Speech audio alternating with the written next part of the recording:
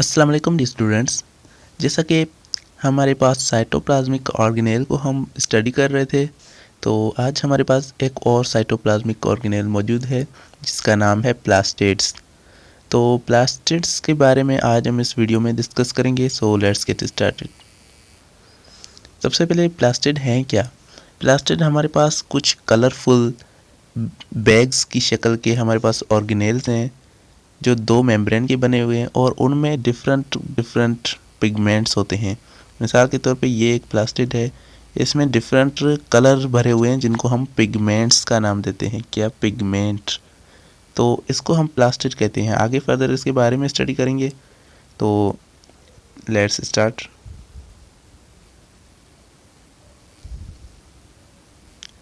So they are special protoplasmic double membrane bound organelles which function as a chemical synthesizer and storage bodies. सबसे पहले ये क्या है? Double membrane के बने हुए ऑर्गेनेल्स हैं। ऐसे ऑर्गेनेल जिसमें दो मेम्ब्रेन्स होती हैं, ठीक है। तो इनमें भी दो मेम्ब्रेन्स होती हैं और उसके बाद इनका फंक्शन क्या है? एक केमिकल सिंथेसाइज़र के का तौर पे काम कर रहे हैं और दूसरा स्टोरेज बॉडीज़। कुछ चीज़ें स्टोर कर रहे हैं और यहाँ पर कुछ चीज़ें बना रहे हैं केमिकल प्रोसेस से, कुछ चीज़ों को सिंथेसाइज कर रहे हैं, बना रहे हैं, ठीक है। तो दो फंक्शन हैं इनके, केमिकल सिंथेसाइज़र और storage of bodies. These are found in plants and algal cell. ये हमें सिर्फ प्लांट और अलजी के सेल्स में मिलते हैं और एनिमल्स और फंजाई वगैरह के सेल में हमें ये मिलते नहीं हैं, और प्लांट और अल्गल सेल्स में सिर्फ ये मौजूद होते हैं। Basically are plastid are originate from specialized structure called protoplast. तो हमारे पास जो भी प्लास्टिड हैं, ये सभी प्लास्टिड एक स्पेशल स्ट्रक्चर में से निकलते हैं जिसको कहते हैं प्रोटोप्लास्ट। जैसे कि हम पहले बच्चे होते थे और अब बड़े होके हम बड़े इंसान बन गए हैं, तो सबसे पहले छोटा बच्चा, तो इसको हम बोलते हैं प्रोटोप्लास्टिड।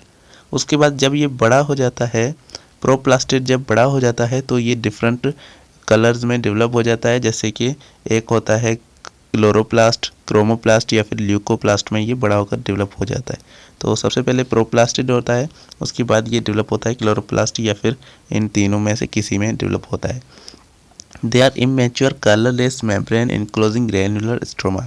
तो ये प्रोटोप्लास्टिड क्या है? ये इमेच्योर हैं, ठीक है, अभी बड़े नहीं हुए हैं, इमेच्योर हैं, कलरलेस हैं, इनका कोई कलर नहीं होता प्रोटोप्लास्टिड का। और ये इनकी जो मेम्ब्रेन होती है उनमें से अंदर एक ग्रैन्युलर स्ट्रोमा अंदर मौजूद होता है। स्ट्रोमा इनका अंदर का मटेरियल है जो इसके अंदर प्रेजेंट होता है, वो ग्रैन्युलर मीन्स उसके अंदर दाने वगैरह मौजूद होते हैं उसे, इसीलिए उसको ग्रैन्युलर स्ट्रोमा कहते हैं। They multiply by division meristematic and distributed to different cells. ये क्या करते हैं? ये मेरिस्टेमेटिक टिश्यूज़ में मौजूद होते हैं। मेरिस्टेमेटिक टिश्यू वो टिश्यू होते हैं जो अपने आप को मतलब डिवाइड करते हैं और उनमें से दूसरे सेल्स बनाते हैं, दूसरे टिश्यूज़ बनाते हैं। तो उनमें ये मौजूद होते हैं मेरिस्टेमेटिक टिश्यूज़ में। It consist of double membrane and granular stroma, ठीक है। दे multiply by division and meristematic cells.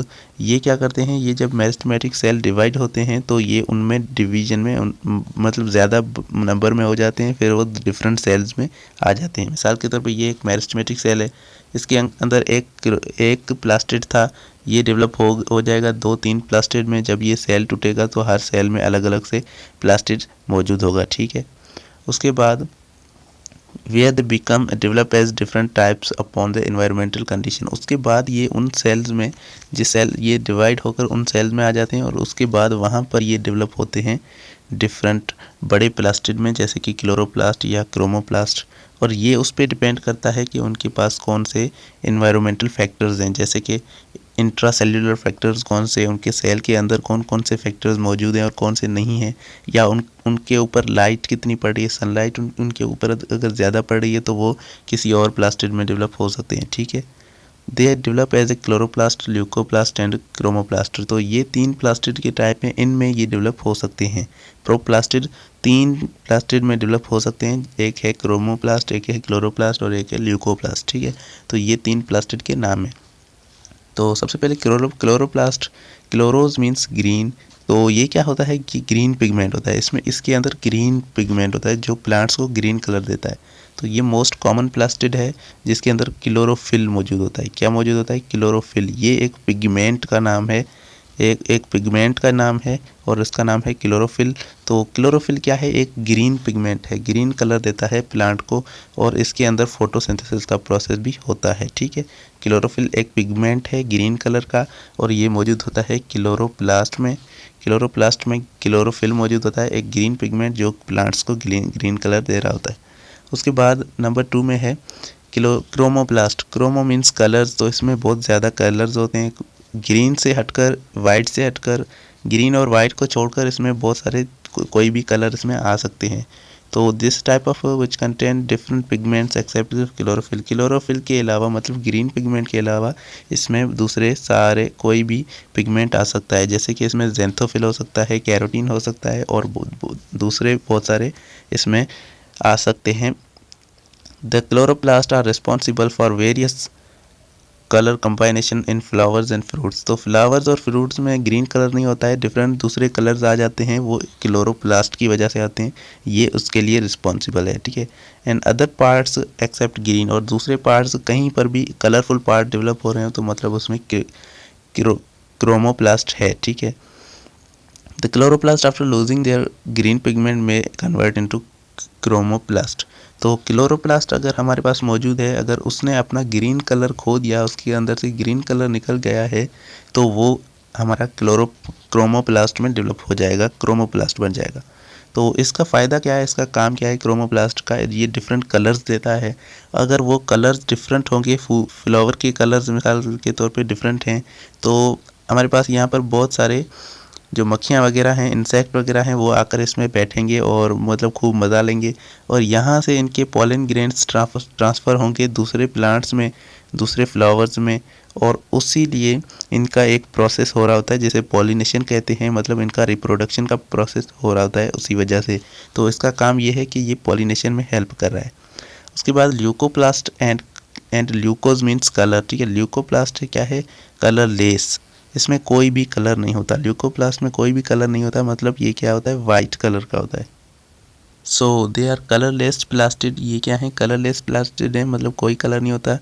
Which really develop as a absence of light, अगर ये इसलिए डेवलप होते हैं क्योंकि वहाँ पर सनलाइट मौजूद नहीं होती। अगर सनलाइट मौजूद हो तो उसमें क्लोरोफिल या फिर दूसरे पिगमेंट्स वहाँ पर हो सकते हैं, ज़ैंथोफिल या कैरोटीन हो सकते हैं, लेकिन यहाँ पर कोई पिगमेंट नहीं होता। ये ल्यूकोप्लास्ट सनलाइट ना होने की वजह से ये डेवलप होता है और ये क्या होता है, कलरलेस होता है, इनका कोई कलर नहीं होता। They are found in all underground part of the storage organ of plant. तो ये अंडरग्राउंड पार्ट में हमें ज़्यादा मिलता है, जैसे कि हमारे प्लांट की जो रूट्स हैं उनमें ये हमें ज़्यादा मिलता है, क्योंकि वहाँ पर लाइट नहीं पहुँच पाती, इसीलिए वहाँ पर ये डेवलप होता है। दे स्टोर फूड मटेरियल, ये क्या करते हैं, फूड मटेरियल को स्टोर करते हैं, मतलब जो भी प्लांट्स का खाना है वो ल्यूकोप्लास्ट में स्टोर होगा। ठीक है, as carbohydrate, lipid, protein on the basis of their storage material. तो ये कार्बोहाइड्रेट को स्टोर कर सकते हैं, लिपिड को और प्रोटीन को भी स्टोर कर सकते हैं, ये इस पे डिपेंड करता है कि उनका स्टोरेज मटेरियल क्या है।